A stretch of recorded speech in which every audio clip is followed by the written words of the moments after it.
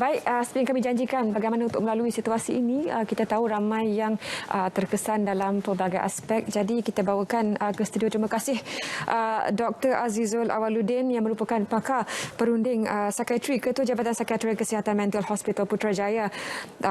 Kalau diimbau dari 18 Mac tahun lalu, Doktor, ya, begitu banyak cabaran yang telah kita lalui. Nampak optimistiknya ketika itu, nampak keputusannya. Kemudian inilah keadaannya sekarang. Dalam situasi sekarang, apa yang mungkin doktor boleh kongsikan kepada rakyat Malaysia? Bagaimana impak dari segi psikologi ini sebab banyak rintihan yang kita lihat di laman-laman media sosial misalnya? Terima kasih, Zaria. Okey, pada pagi ini kita sebelum ini kita dipahamkan kita banyak berbicara tentang kesan emosi semasa zaman pandemik ini, tapi pada hari ini apa yang kita nak bangkitkan dengan masa yang ada lebih kepada kesan pengasingan isolasi ini, di mana pada satu hari bulan yang lepas, iaitu semalam kita punya Yang Amat Berhormat mengatakan 1 Jun hingga 14 Jun tu PKP yang lebih tingkat dia punya tahap kawalan. Jadi ini akan memberi gambaran kepada kita secara tak langsungnya isolasi, pengasingan diri untuk itu. Jadi kalau kita lihat, untuk itu saya mulakan dulu dengan pantun saya tentang pandemik ini dululah. Silakan, Doktor. Ya. Dari Riau ke Indragiri, menyusur denai, menghibur hati. Bina minda kesejahteraan kendiri, tangani pandemik ini hingga terhenti. Burung pungguk rindukan bulan, apa nak buat hajat tak kesampaian. Marilah kita rakyat sekalian bersatu ke arah hentikan rantaian. Jadi kalau kita bercerita pasal rantaian ini, isolasi ini memang sangat penting sebenarnya. Jadi kalau kita tengok isolasi di sini, apa yang saya nak ceritakan bukan isolasi yang literally tentang pengasingan dalam konteks perubatan, tapi dalam konteks penterjemahan dia, iaitu isolasi kita tengok dua tempat, iaitu kumpulan arahan PKP secara dasar untuk mengasingkan orang-orang tidak pergi suka hati mereka. Jadi mereka asingkan diri mereka mengikut SOP yang diberikan. Itu untuk orang yang sihat. Yang kedua, untuk isolasi orang yang sakit. Yang COVID positif ataupun mereka dalam siasatan dan dia dikuarantinkan. Jadi mereka dalam konteks isolasi yang berbeza. Jadi tentunya mereka mempunyai impak-impak emosi yang terjadi. Sama ada mereka rakyat Malaysia, rakyat yang biasa, awam, ataupun mereka berada dalam pusat kuarantin ataupun hospital disebabkan mereka ada COVID. Jadi apatah lagi semalam berita yang dikeluarkan oleh CPRC mengatakan bahawa ada 7,000 lebih kes baru semalam. Jadi kes itu masih lagi belum dalam kawalan yang baik. Dengan kluster tertinggi? Ya, dan kematian semalam direkodkan 71 kematian dan pesakit yang memerlukan bantuan ICU sehingga lebih 800 orang. Jadi ini sangat penting untuk kita mengekang, orang kata, gejala ini daripada merebak terus. Jadi apabila kita melakukan isolasi ini, sudah tentulah rakyat Malaysia, kita semua individu yang ada ini akan terkesima. Ya, di mana kita akan kehilangan benda yang kita suka lalui pada masa dulu, di mana tidak ada sekatan langsung masa PKP. Dah tidak ada PKPB, ada kelonggaran, PKPP ada kelonggaran. Now kita kembali semula pada PKP. Igawan rakyat sekarang ni kembali semula kepada PKP 1 dahulu. Di mana kita melalui zaman total lockdown. Jadi misery itu ada pada rakyat Malaysia.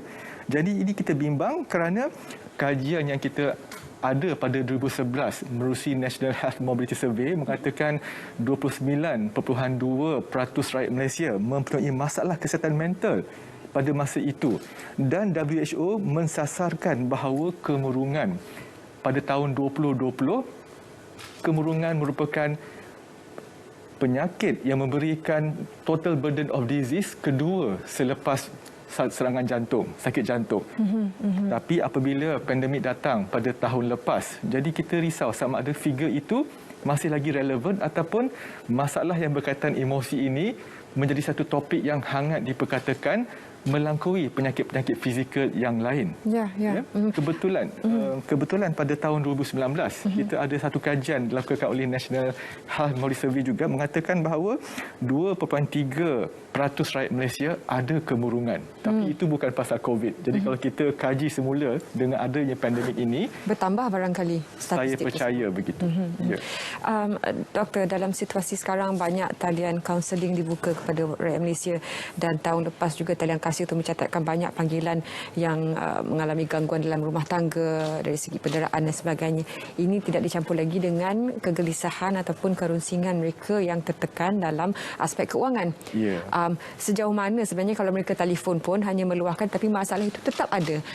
Jadi bagi pihak kaunselor, bagi mereka yang dalam ward psikiatri dan sebagainya dan psikologi, apa antara mungkin barangkali ada struktur untuk menangani panggilan-panggilan ataupun cuba meleraikan ataupun cuba mengurangkan sedikit kegusaran yang warga masyarakat hadapi sekarang? Tentunya apabila berlakunya pandemik ini, rakyat kita akan terkesan lebih daripada keadaan mereka yang sedia biasa. Jadi kita tahu bahawa banyak agensi-agensi kerajaan dan badan-badan berkanun serta NGO yang lain memberikan perkhidmatan-perkhidmatan untuk rakyat Malaysia untuk meluahkan apa yang mereka rasa disebabkan oleh kesan emosi tentang PKP ini. Kebanyakannya mereka merasakan bahawa kesan mereka terpinggir ini menyebabkan mereka tidak ada ruang untuk mereka rasa selesa dan gembira. Dan kebiasaannya bila kajian Lancet melakukan pada 2019 tentang apa yang berlaku apabila berlakunya pengasingan seperti ini, kebanyakannya panggilan ini yang dihadapi oleh talian-talian yang diberikan ini, mereka merasakan takut. Di mana kita rasa benda tu reasonable, di mana rakyat Malaysia dalam keadaan ketakutan kerana maklumat tentang COVID itu pada masa itu dan pada masa ini masih lagi belum jelas secara solid. Seperti kita dengar tadi Datuk Suresh tadi mengatakan bahawa varian-varian masih ada, jadi rakyat kita masih lagi dalam keadaan ketakutan. Jadi ini menyebabkan mereka akan rasa confused, keliru dengan maklumat-maklumat yang disebarkan oleh sumber-sumber yang tidak dikenal pasti kesahihannya, termasuk tentang vaksin juga. Jadi ini menambahkan kekeliruan dan rakyat akan jadi rasa marah kerana banyaknya campur tangan orang-orang yang mengambil kesempatan memberi maklumat-maklumat yang mengelirukan, merisaukan.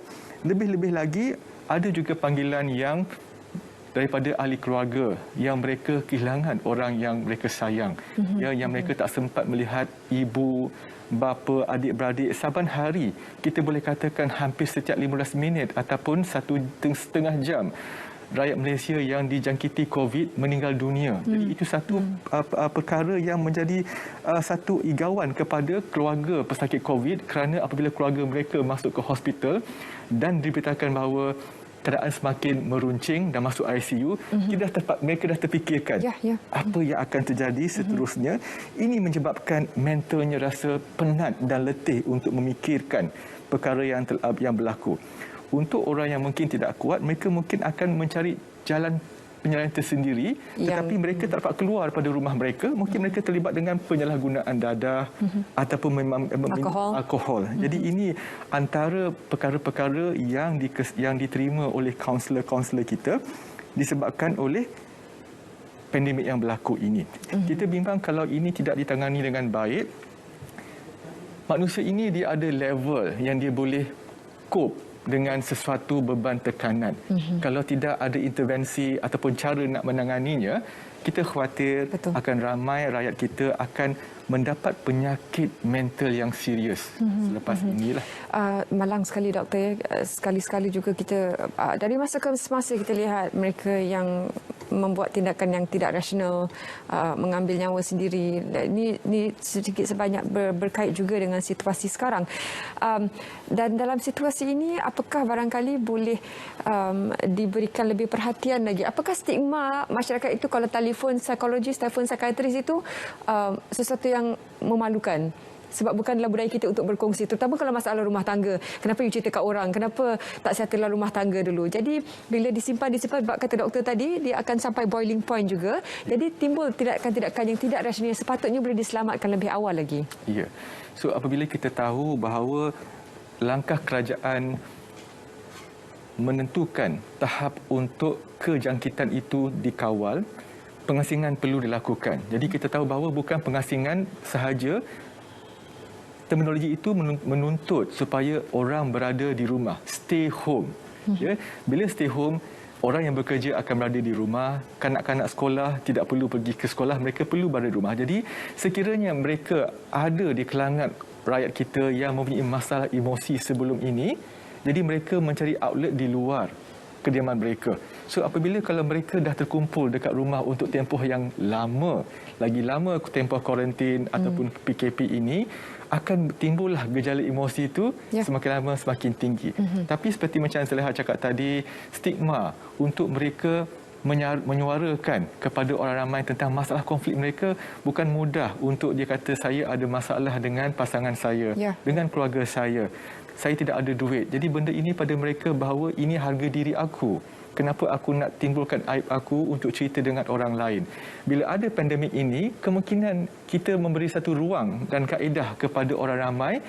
Pandemik ini boleh menambah gusar mereka, emosi mereka, dan apabila mereka tahu bahawa mereka perlu suarakan perasaan mereka, jadi kaunselor ataupun healthcare professional akan bertanya apakah faktor-faktor lain yang menyebabkan emosi mereka terganggu disebabkan oleh pandemik itu. Maka selepas itu barulah kita tahu ada faktor-faktor yang mungkin boleh menyebabkan emosi mereka lebih teruk daripada orang lain.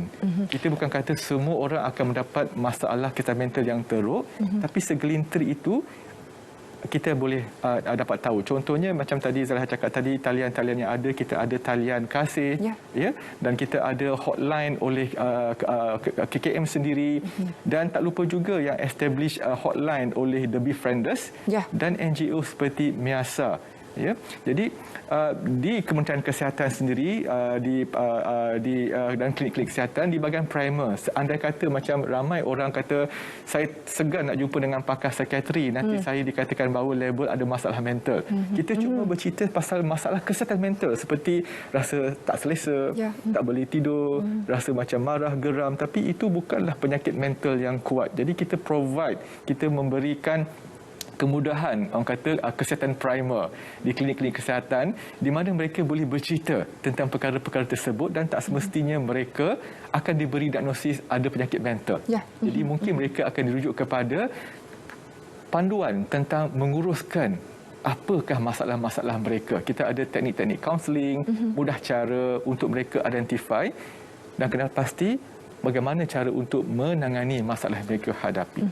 Kalau ditelusuri sejak 18 Mac lalu, mula PKP dikuasakan, apa antara pengalaman barangkali contoh-contoh kes tadi ataupun kes-kes yang pernah di-counselingkan, yang dirundingkan oleh pakar psikologi sendiri, terutamanya di Hospital Putrajaya? Okey.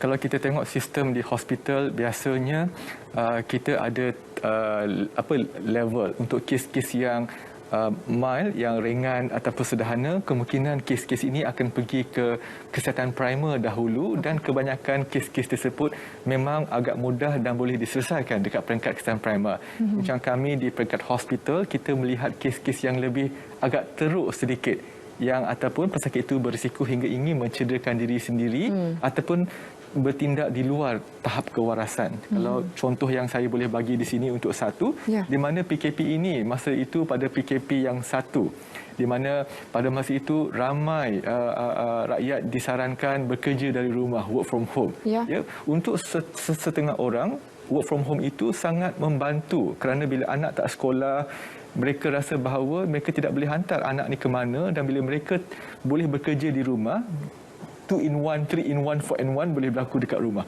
Tapi untuk mereka yang memang ada kecenderungan, kerentanan untuk mendapat penyakit psikiatri, mungkin aspek berada di rumah ni satu perkara yang diperhalusi, di mana mereka rasa lebih tertekan dengan komitmen yang berganda bila mereka berada di rumah, kerana all-in-one sekarang. Jadi dia tak boleh nak fokus kepada satu bentuk kerja. Jadi apa yang berlaku pada dia, kerana dia tak melaporkan emosinya kepada orang lain, dia mengambil keputusan bahawa dia orang yang tak berupaya, dia gagal untuk menjadi seorang ibu, dia gagal untuk bekerja kerana tak boleh perform, kerana dia ada kemurungan pada masa itu. Jadi orang yang kemurungan ini, dia hilang minat, dia hilang kekuatan, rasa tak bermaya dan putus harapan. Apa objektif buat semua ni?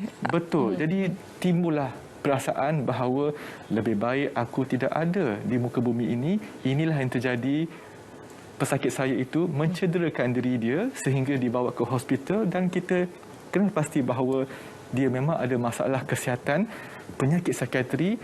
Salah satu sebabnya isolasi ini. Jadi kita mulakan rawatan dan kita mulakan treatment dan kita combine bersama kerana apatah lagi dia mengandung juga.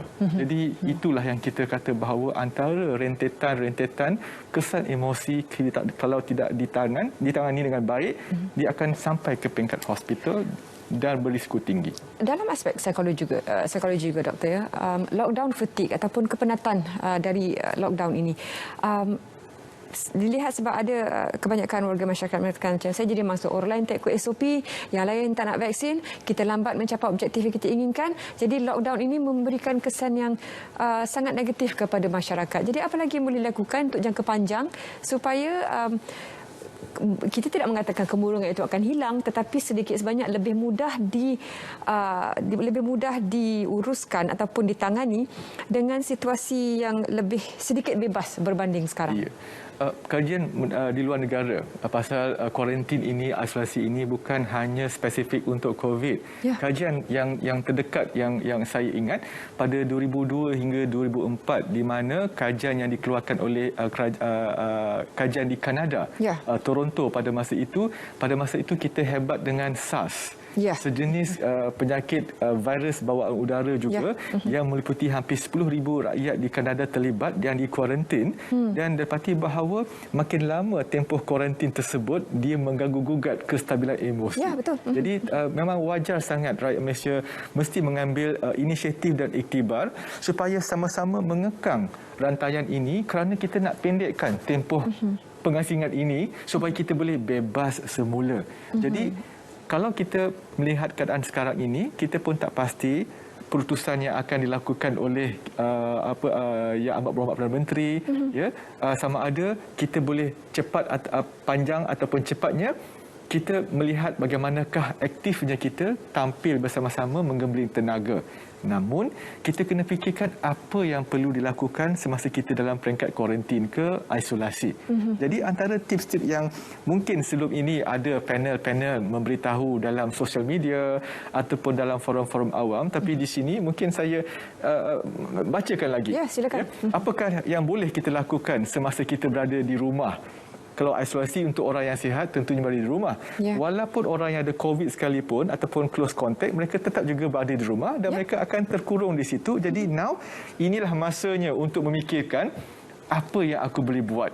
Do what you can control, leave what you cannot do. Ya. Antara dia lah kita dirikan satu rutin. Kalau kita selalu sebelum ini kita pergi ke rumah, pergi ke tempat kerja, rutin kita hanya semasa kita balik dari kerja ataupun sebelum pergi kerja. Sekarang kita berada di rumah hampir 24 jam untuk mereka yang dibenarkan bekerja di rumah ataupun mereka yang kehilangan kerja. Kita tahu bahawa ada ramai orang di luar sana yang kehilangan kerja disebabkan oleh sekatan yang kena dilakukan oleh pihak kerajaan. Ya? Bukan mudah nak buat keputusan tersebut. Tapi apabila berada di rumah, develop your routine. Bersama ahli keluarga, bagikan sama rata supaya ada rutin dekat rumah. Jadi kita terasa bahawa we are being active dekat rumah tanpa kita fikirkan apa nak buat. Kerana itu akan jadi racun dan toksik kepada fikiran kita. Kita tak distract dia dengan satu rutin. Saya percaya apabila kita ada rutin yang kita boleh buat, fikiran kita akan fokus untuk memberi tumpuan kepada itu. Kita tak risau dengan COVID ini. Tetapi kerisauan itu bukan daripada buka mata sampai nak tidur. Kita ada fokus, ada benda penting yang kita kena buat dekat rumah. Jadi bila yang kedua, kita jadi aktif dan positif. Contohnya kita buat exercise. Itu sangat penting. Ramai orang bila berada PKP, masa PKP 1 dulu, macam-macam menu dan resepi keluar dekat TikTok lah, social media, masing-masing berlumba nak tunjukkan bakat dan talent masing-masing. Tapi exercise penting juga. Penjagatan kesihatan untuk keep fit perlu. Apabila kita dalam keadaan yang macam panik, ketakutan, ada teknik-teknik yang kita boleh belajar dalam apps kita, social media tentang cara untuk pernafasan. How to make yourself relax, seperti progressive muscle relaxation, ataupun tenangkan diri dengan cara mindful based relaxation teknik. Itu ada untuk kita fikirkan. Ya, dan sekiranya kalau kita boleh buat talian-talian tadi, kita boleh hubungi talian-talian tersebut untuk kita berbicara tentang apakah krisis management yang kita boleh buat. Kita langgani bahan-bahan hiburan untuk hiburan kita, macam entertainment, macam Netflix ke, ataupun banyak langganan-langganan yang boleh untuk kita isi masa lapang. Dan juga kita boleh buat aktiviti secara online, bisnes ke, ataupun bekerja. Dan tak lupa juga, kalau orang tu, anak-anak muda sekarang ni, dia suka TikTok. Mungkin TikTok tu satu benda yang dijadikan rutin untuk dia dan dia kekal aktif. Dengan syarat aktiviti itu dibuat dengan cara sihat, tanpa mengaibkan diri sendiri ataupun mengaibkan orang lain. Ya? Membawa saya kepada satu, doktor sarankan tadi, senaman juga menjadi keluhan masyarakat kerana walaupun dibenarkan aktiviti senaman itu, tetapi ia terhad kepada jogging sahaja ataupun yang berbasikal tidak boleh, walaupun dilakukan. Beramai yang bertanyakan, kalau saya cycle 2 meter daripada orang lain, kenapa saya tak boleh berbasikal? Walaupun kita tetap bersyukur, kalau sebab dulu PKP yang dulu jogging pun tak boleh, tapi sekarang boleh. Tapi ada beberapa aktiviti yang barangkali sepatutnya boleh dibenarkan juga, tetapi agak tersekat. Itu satu. Dan kedua, bagi mereka yang dalam situasi PKPD misalnya, nak keluar rumah pun tak boleh. Kalau ada balkoni itu je. Kalau tak ada balkoni, ruang tamu itu sajalah yang ada. Jadi mereka lebih terhad lagi dari segi mobiliti, dari segi nak beli barang runcit pun tak boleh, kena polis hantar ke pos-pos pengumpulan. Kawalan emosi untuk mereka yang berganda had yang diberikan kepada mereka itu. Apa yang mereka boleh lakukan? Dan terutamanya ini kawasan-kawasan PKPD ni, doktor, yang agak tinggi ataupun agak padat taburan penghuninya. Ya. Kita tak dapat nafikan bahawa bila semakin ketat peraturan masa PKD itu, dia memberi kesan yang tak dapat dielakkan kepada emosi seseorang. Namun kita tak boleh berada dalam keadaan frust yang berterusan. Kita mesti tekatkan dalam hati kita, kita kita mesti buat sesuatu dalam lingkungan yang dibenarkan. Ini kita panggil coping skill yang kita perlu ada. Kita tak boleh kata bila PKP, so kita pun tak nak buat apa-apa. Dia akan lebih memudaratkan kita. Kita kena ambil advantage apa yang dibenarkan pada kita. Hatta kita berada dekat rumah sendiri pun, kalau macam Zulaha cakap tentang exercise, pada masa inilah kita boleh explore. Ya, dalam kita punya apps ke apa-apa, bentuk aktiviti exercise yang boleh digunakan dalam lingkungan rumah kita. Dan kita percaya bahawa benda ini hanya untuk sementara waktu sahaja. Dan kita lakukan ini untuk we stay fit.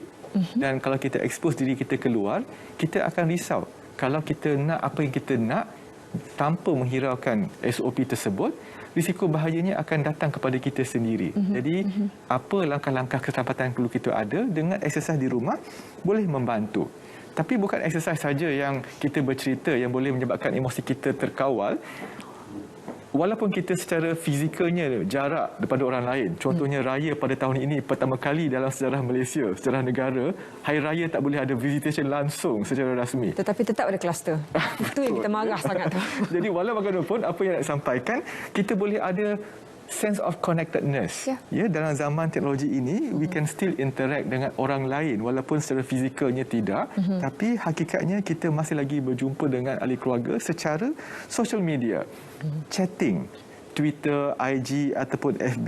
Kita boleh buat video conference dengan kawan-kawan ataupun dengan sesiapa sahaja yang kita suka. Jadi mana kaulah emosi masih lagi boleh berlaku walaupun secara fizikal kita rasa bahawa kita lemas berada dekat rumah. Tapi minda kita boleh terbangkan kepada orang-orang yang kita biasa kita rasa seronok dan terhibur. Jadi dengan cara ini kita boleh melawan kebosanan itu. Bagaimana pula dari segi, mungkin satu yang juga boleh dilakukan, spring cleaning, doktor? Kalau melihat satu hari ini dibahagikan, hari ini bilik ni, besok bilik ni dan besok, jadi apa-apa yang tidak boleh digunakan itu antara juga agak popular sekarang bagi mereka yang berada dalam isolasi, sama ada bersama bersendirian ataupun bersama keluarga. Satu, mengurangkan kadar jangkitan, dan kedua, dapat memberikan sistem yang lebih baik dalam isi rumah tersebut. Betul. Ya.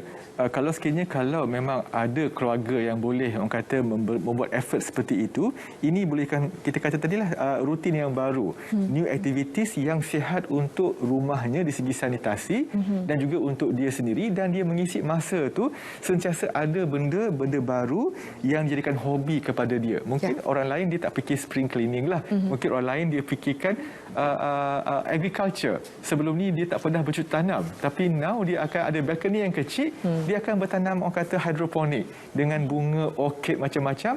Ini tujuan dia supaya this is what I can control to keep my mind healthy. Ini penting juga. Jadi tak semestinya spring cleaning, seperti saya cakap tadi, establish your routine. Supaya rutin itu menghilangkan rasa kebosanan. Tak lupa juga kadang-kadang ibu bapa kita ni, anak-anak sepatutnya pun perlu diperhatikan.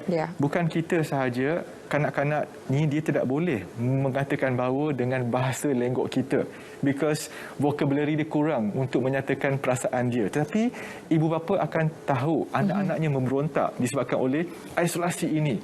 Imagine kalau ibu bapanya di hospital, anak-anak tak biasa berpisah dan dia dijaga oleh ahli keluarga yang lain. Jadi kita kena juga lihat kepada anak-anak ini, berikan perhatian kepada mereka dan tanya mereka apa yang boleh mereka lakukan.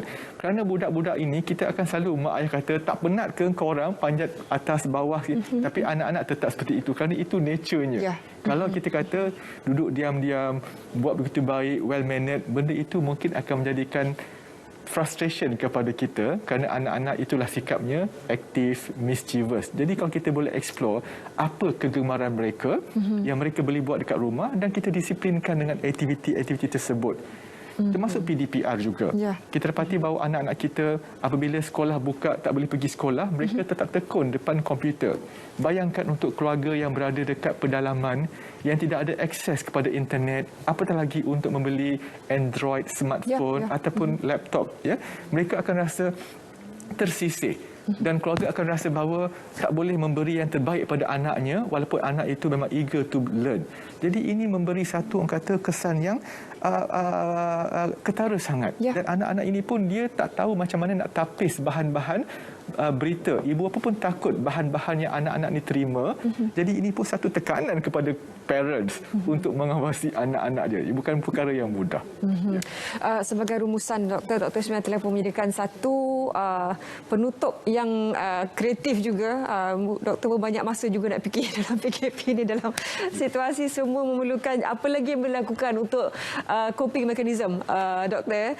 Jadi Doktor juga ada satu yang dikongsikan kepada para penonton. Ini bagi mereka yang sangat fasih dengan TikTok. Okey, tapi sebelum tu saya buat satu konklusi tentang apa topik kita pada hari ini, tentang kesan isolasi kepada emosi. Kerana rakyat Malaysia sekalian haruslah faham kenapa kerajaan kita memberikan satu arahan tentang isolasi ini, pengasihan ini, untuk mencari jalan supaya kita hentikan rantaian ini. Kenapa? Untuk menjaga kesihatan kita sendiri. Cara macam mana? Untuk kita bina minda kita, rutin, hobi, inovasi, dan juga connectedness dengan orang lain.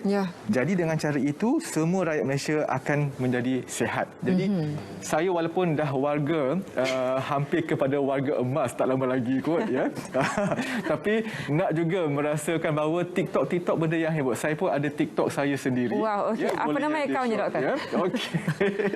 Okey. TikTok saya ni TikTok orang lama, okey. Alright. Mungkin pada zaman saya kecil-kecil dulu, ini melodi lagu pun TikTok juga. Okey. Alright. So mungkin ada pendengar di luar sana boleh join saya kalau melodi sangat familiar.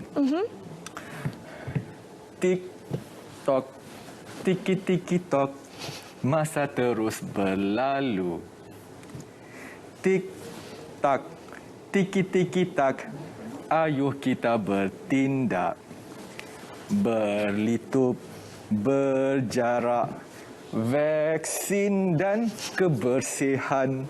Tralala, tralala, tralali, tralali, tralulu, tralulu. COVID ini tak menentu. TikTok, tiki-tiki-tok, mari kita bersatu. Teguh kita menang bersama. Saya rasa, terima kasih Dato'. Saya rasa lepas ni ada tak ya Gar ambil buat balik apa yang doktor buat tadi. Jadi boleh buat ada TikTok challenge. Dua-dua. Terima kasih Dr. kerana sudi bersama kami.